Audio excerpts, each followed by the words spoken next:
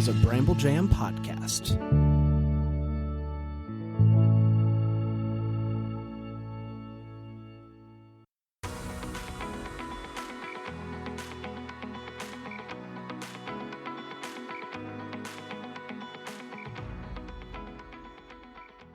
Welcome to Girls Gone Hallmark, a Hallmark review podcast. I'm Megan, and I'm a longtime Hallmark fan. I'm Wendy. I'm a former Hallmark hater. Today is a very special episode where we are digging into some listener responses. It's a listener mailbag episode in response to The Way Home Season 3 Listen, I have a question for you. premiere. I had forgotten how many emails and comments we get on our reviews for these. I honestly don't think we've ever gotten quite this many, but yes, people are invested because there's so many crazy theories going on. And I love to talk about the theories too. So is this going to be like a regular thing for us? Or? Well, I think it's going to be up to the listeners, because if you keep the comments, questions, and theories coming, then this will be a regular feature. We had so many come in that I was like, this is more than a top of the episode situation. Yeah, I think so too. So I'm going to be honest, they're not going to be in order because they're all over the place. We're just going to start with some comments we received on YouTube, because that's where some people listen. Yeah. All right. This first one says, big crazy theory. It says, it's Alice and whoever she gets together with that left the baby who gets adopted by Evelyn Goodwin becoming her son, who ends up being Casey's father, and the engagement ring is in the basket with the baby and the letter. Interesting. There's a lot of theories about the baby in the basket. And it's funny to me because when I watched this episode for the first time, I've watched it like 3 times now. The whole opening scene with the baby in the basket, I was like, I was so waiting to get to Jacob coming home that I didn't even clock any of it. Some people are watching these incredibly closely. Incredibly close. But now on my third rewatch, I'm looking at this baby. This baby has got bright blue eyes. Does Casey have bright blue eyes? I don't remember. Now, granted, baby's eyes colors change. I know. And they're not putting colored contacts in a baby, so who knows? But yes, that's something worth noting. Who do you think the baby is? You know, my theory last week was it's Jacob. I'm so highly suggestible, I'll believe every single one of these theories by the end of this episode. Oh, me too. I'm still really leaning hard into what the guy and the girl are wearing.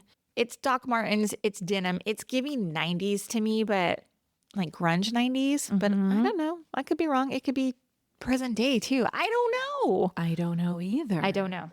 Next up, from Carol, who says, is Susanna gay? Maybe she's in love with Catherine. I couldn't understand why she wasn't kinder to Kat when she returned. Concern is one thing, but she wouldn't even hug Kat goodbye. Yes, I believe Susanna is in love with Catherine. I agree with that. I also read a really funny comment that said that, of course, Kat wouldn't realize that Susanna's in love with her because Kat, sometimes can't get out of her own way. Oh, yeah. Do we think Kat is in love with Susanna? I do not. Do we think Kat is in love with Thomas? Oh, I do not think. I think when you listen to our episode tomorrow about episode 2, I think that they are doing everything they can to try and convince us that Thomas is out of the picture. And I do not believe that Thomas is out of the picture. Well, I'm going to tell you, I slid into Chris Holden Reed. I slid into the DMs of Chris Holden Reed because he was promoting something else. And I was like, please tell me you come back in season 3 more than episode 1. Please. He has not responded. Obviously, he can neither confirm or deny that. I refuse to believe it's over. Otherwise, they would have killed him, right? Oh, yeah, maybe. There are some more thoughts about the Tomcat of it all. Okay. In a minute. I did comment on Alice's 3-piece suit, and several people, she wasn't wearing a 3-piece suit, but she was in like a vest. She was in work clothes. And a lot of people commented yeah, dummy.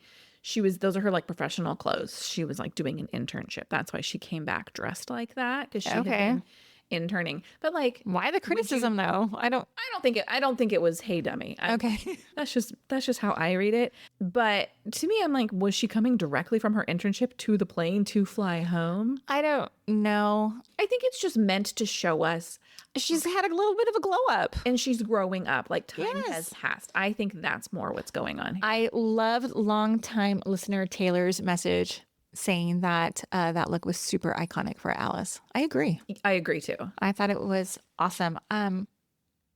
Remind me when we get to it, we're going to talk about Alice's t-shirt. Oh, that she wears back in time? Yes. No. Oh, she's still wearing it. Her She explains it to the family. I It see. happens in this episode. Okay. Here's a comment about Dell. She says, Dell has secrets for sure, and she's really good at pretending. Andy is such a great performer. I can't ever tell exactly what she's thinking or what she's up to. She's one of the best actresses. I really enjoy watching her. A true pro. The whole mood at the farm is different this season. I feel like Dell is keeping Jacob hidden away from prying eyes and gossip. She's worrying about their story and lies being exposed, and the anonymous letters aren't helping.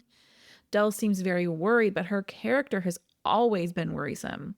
Why does she keep distancing herself from Sam, the good-looking rancher next door, or the next farm over? So many questions. Yeah, we wondered about that too. I think my feelings about Sam, and I don't know what you think, are in this first episode, she was like trying to protect Jacob, trying to protect their secret. And I also think she's still not fully over the loss of Colton. So for her to move on, I think it's hard. Yeah, I think Dell could use some therapy. I think Dell obviously dealing with trauma of losing a child and then having that child reappear many years later. That's a lot to work through. And then she's dealing with like the Sam thing. Spoiler, a lot of comments I've read think Sam is a bad guy. Well, Sam gave bad guy vibes in season 2. I don't recall. He was very mysterious, I will say that. Perhaps less bad guy, more mysterious. Mm-hmm. I'm willing to believe a lot of things. I'm willing to give Dell a lot of grace this season because there's just so much to it. Like give her a minute to deal with like her son coming back. Of course, she's kind of like overprotective of him. Yes. Wouldn't you be? Yes.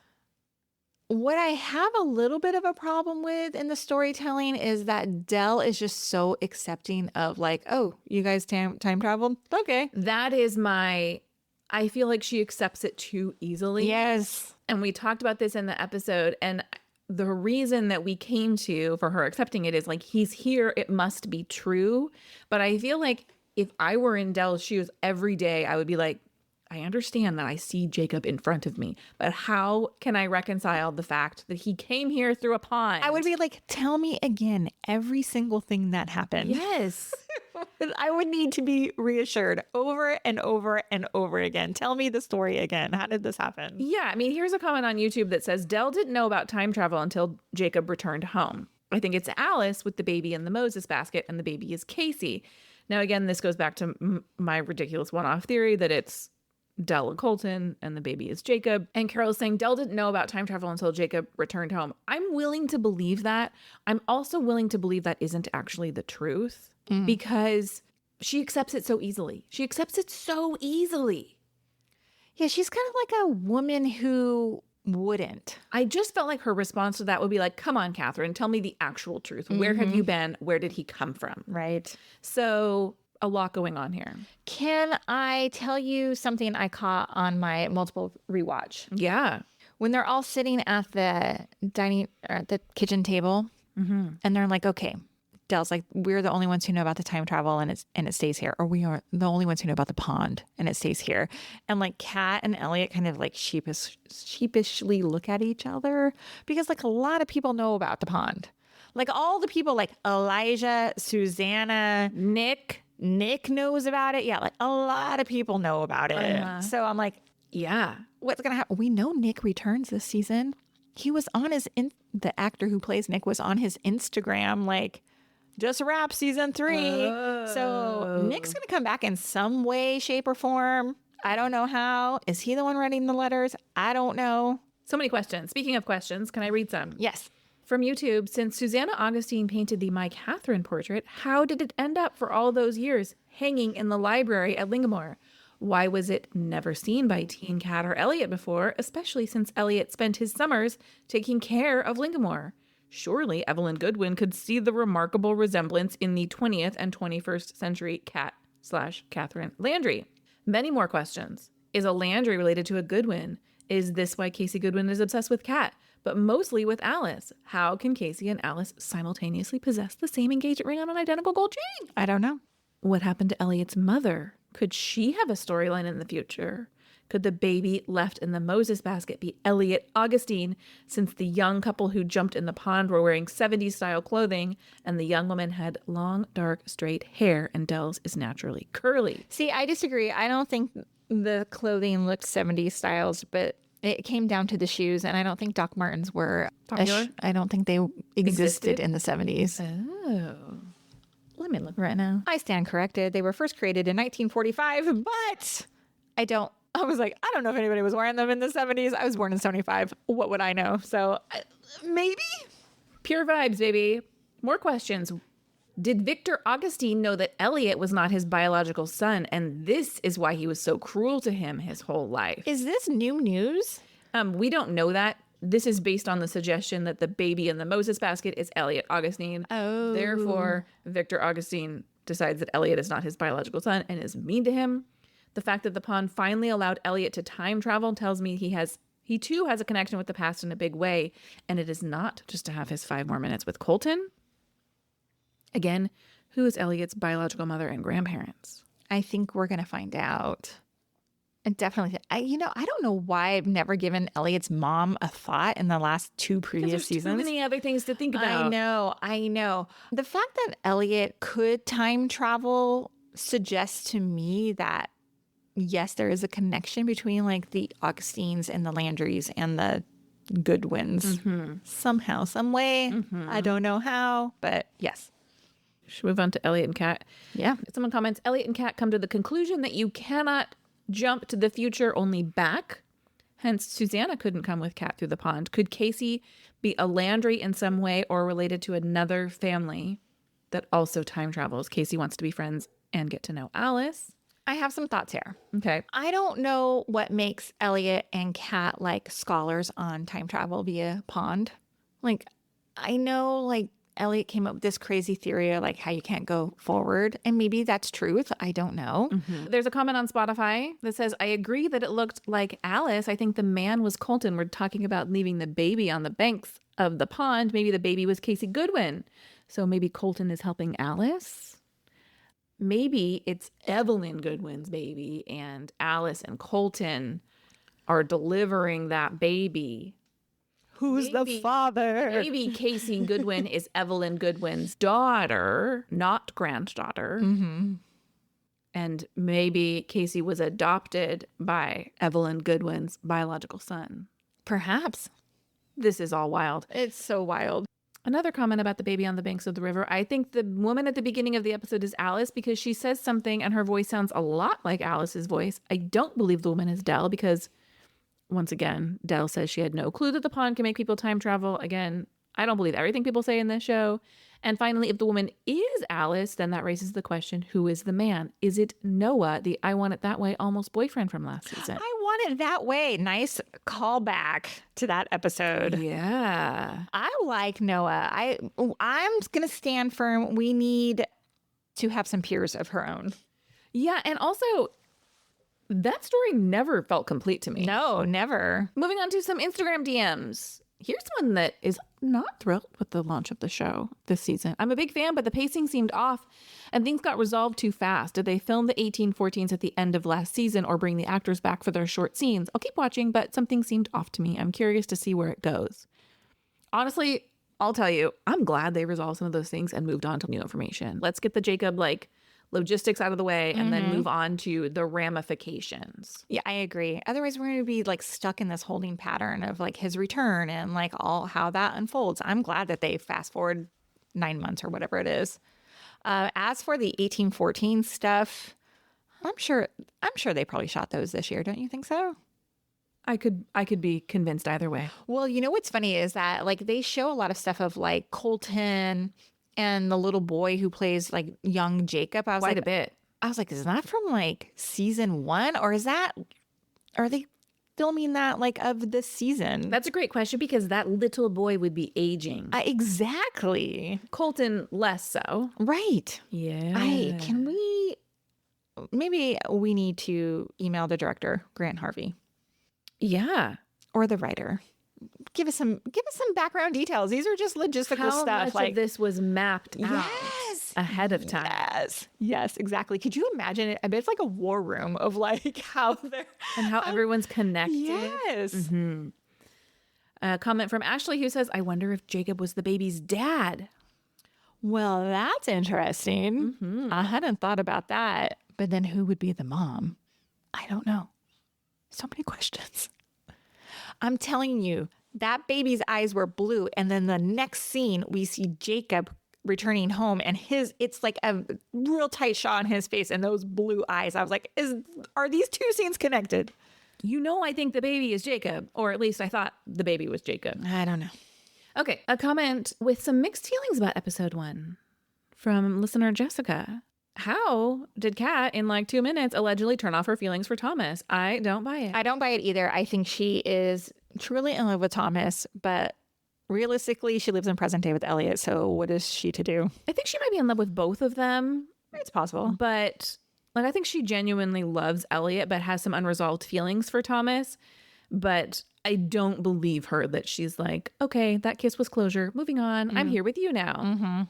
She says, but moving on, The House with a Clock in the Walls is a play off the 1970s book about a boy who goes to live with his warlock uncle and has magical neighbors. She pulled that from Wikipedia. Is Victor not Elliot's dad? That also throws back to a previous suggestion. Maybe the older brother in the 1970s is.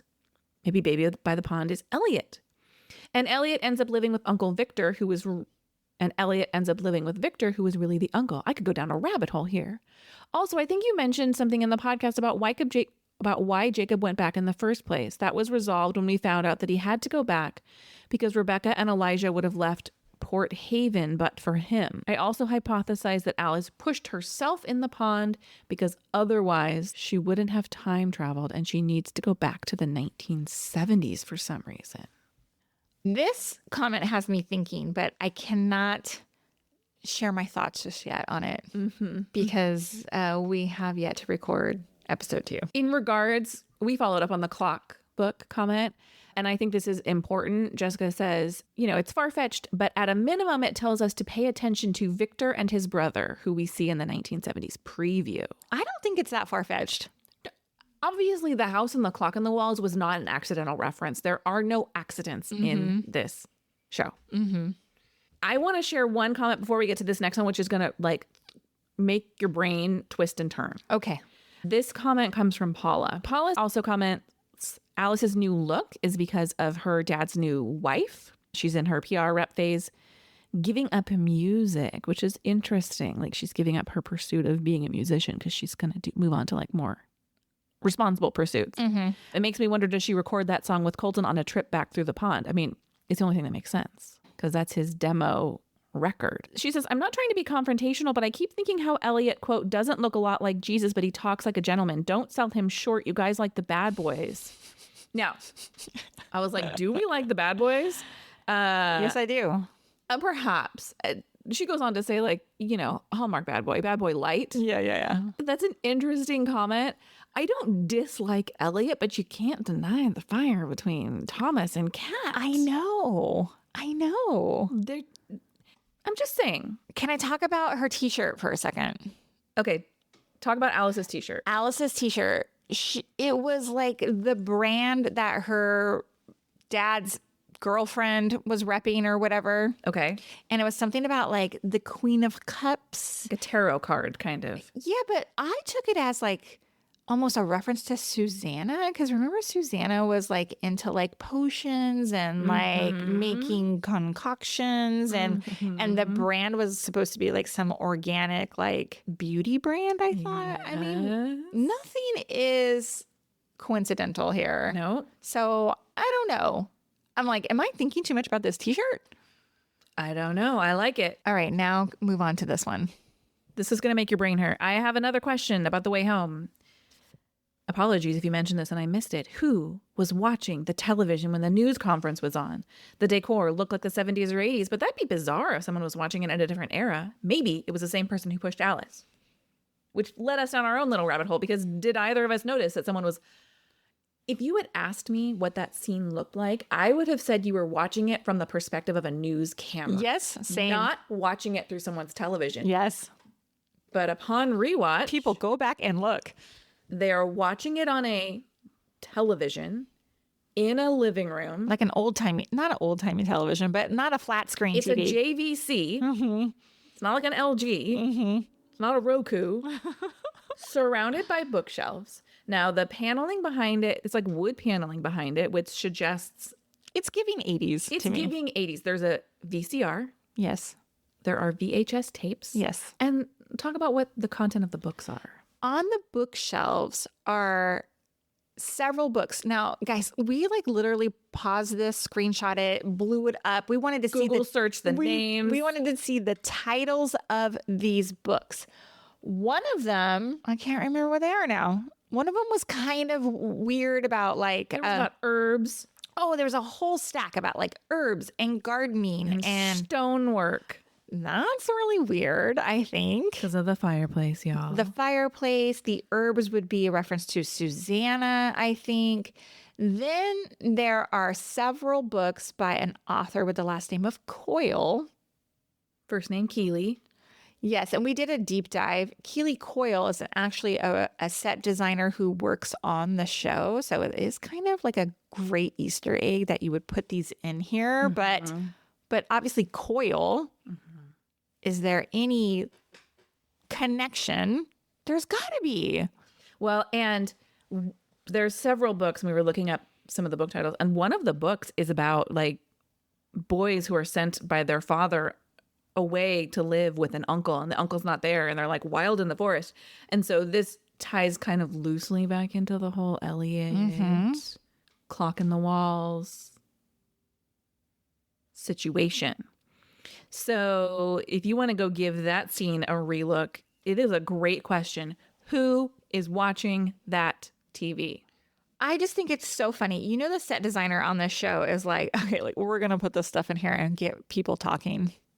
It's not in. I don't think it's accidental. I don't think so either. I just can't love wait it. for later in the season when we see that same scene and they pull back. Who's going to be watching? Who do you think it is? I have no idea. None. It could be somebody totally new. Somebody we don't even know. Yeah. It's Nick? Is Nick from the... Wait, Nick was from the... No, he was from the 90s. I don't know. Hey, we hope you enjoyed this mailbag episode. Please keep your questions, comments, theories coming. You can DM us on Instagram. You can email us, girlsgonehallmark@gmail.com. We will be back late tomorrow with our recap of The Way Home, Season 3, Episode 2. Give it a listen and send us all your theories. Have a great weekend, y'all. Bye. Bye.